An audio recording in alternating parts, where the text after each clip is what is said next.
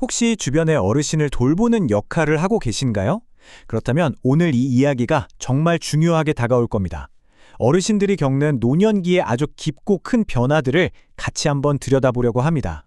자, 본격적인 이야기에 앞서서 이 질문부터 한번 시작해 볼까요? 늙어간다는 것. 과연 이게 뭘 의미하는 걸까요? 그냥 단순히 나이를 먹는 것, 그 이상의 의미가 있겠죠? 노년기를 제대로 이해하려면요, 이 네 가지 얼굴을 모두 봐야 합니다. 첫째, 몸의 변화. 둘째, 마음의 변화. 셋째, 사회적 관계의 변화. 그리고 마지막으로 인생 전체를 돌아보는 과제까지. 이 네 가지가 서로 복잡하게 얽히면서 어르신들의 삶을 만들어가는 거죠.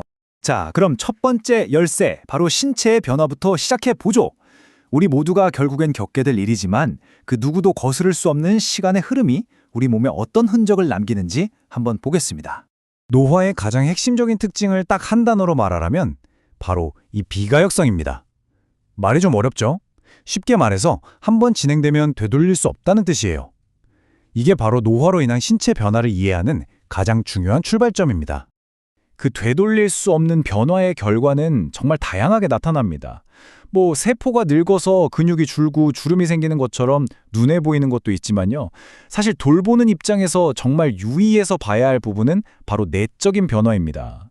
면역력이 떨어져서 숨어있던 병이 갑자기 나타나기도 하고 몸의 예비 배터리가 다 닳아서 쉽게 지치고 또 젊었을 땐 금방 나았을 작은 상처나 감기도 훨씬 더디게 회복되는 거죠.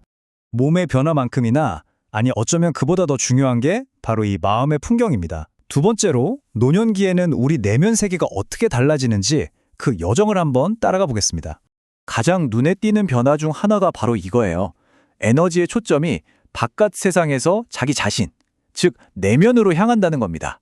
그래서 예전엔 참 활발하고 사람 만나는 걸 좋아했던 분이 점차 모임을 피하고 혼자 있는 시간을 더 편안하게 느끼게 되는 거죠. 이런 내면으로의 변화는 여러 가지 행동으로 나타나는데요. 매사에 더 조심스러워지고 새로운 것보다는 익숙한 방식을 고집하게 되고요. 또 과거를 자주 돌아보게 됩니다. 이게 겉으로 보기엔 아유 고집이 세지셨네 라고 생각하기 쉬운데 사실은 그게 아닙니다.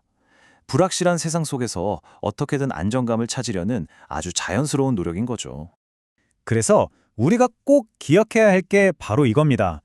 어르신들이 오래된 물건이나 익숙한 환경에 유독 애착을 보이는 이유, 그건요, 그 자체가 혼란스러운 세상 속에서 나 자신을 지켜주는 아주 중요한 심리적인 닷과 같은 역할을 하기 때문입니다. 자, 이렇게 마음이 점점 안으로 향하다 보면 자연스럽게 세상과는 조금씩 거리가 생기게 됩니다. 세 번째, 노년기의 사회적 관계는 어떤 변화를 겪게 될까요? 많은 경우에 그 변화는 은퇴와 함께 시작되는 것 같아요. 이게 마치 도미노 같습니다.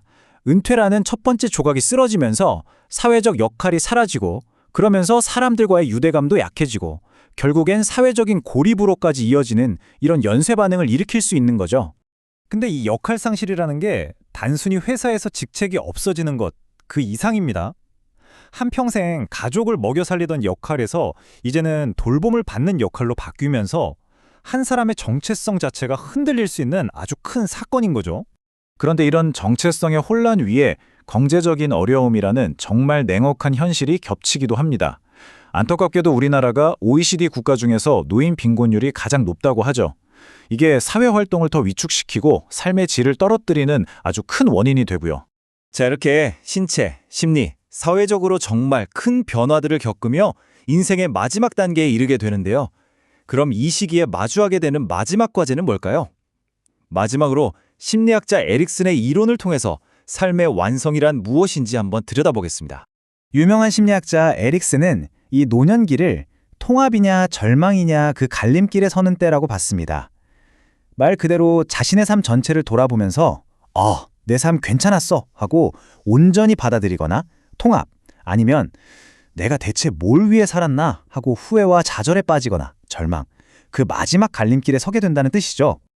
그 두 갈래의 길은 정말 극명하게 나뉩니다.